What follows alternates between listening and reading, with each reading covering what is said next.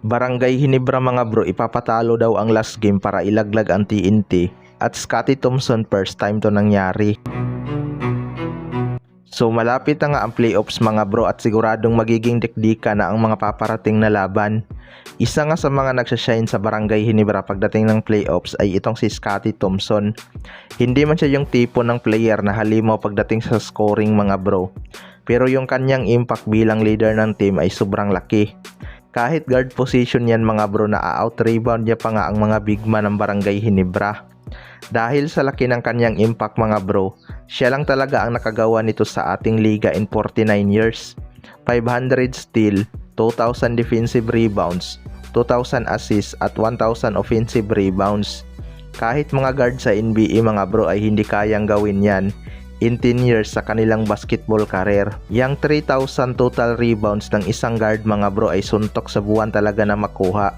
Hahaba pa nga ng nasa 10 years ang career nitong si Scottie Thompson mga bro. Kaya posibleng madagdagan pa talaga yan.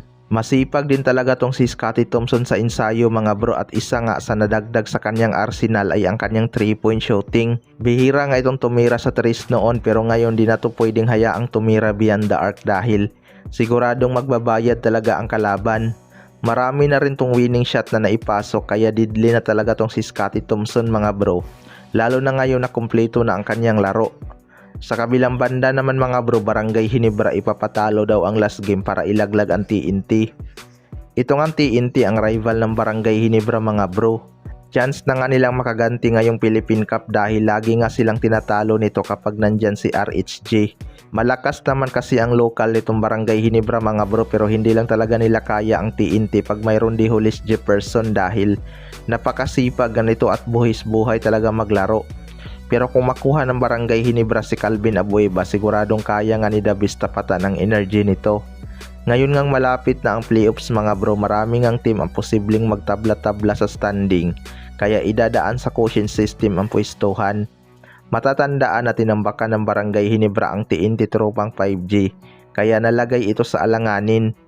Although may pag-asa naman sa twice to beat ang TNT mga bro kung manalo sila kontra Magnolia Hotshots at matalo naman ng Barangay Hinebra ang Rain or Shine Elasto Painters. Pero kapag natalo nga ang Barangay Hinebra mga bro, siguradong bagsak talaga ang TNT sa twice to beat disadvantage at isa sa mga SMC ang kanilang makakalaban. Gusto nga ng ibang fans na ipatalo na lang ng Barangay Hinebra ang kanilang huling laban para malagay sa disadvantage ang TNT tropang 5G. Pero kilala naman natin itong si Coach Timcon mga bro, wala itong pinipiling kalaban. Kahit magharap sila ulit ng TNT, may kumpiyansa na nga itong mga locals ng Barangay Hinebra na kaya nilang talunin ang team na to. Kayo mga bro, ano masasabi nyo tungkol dito?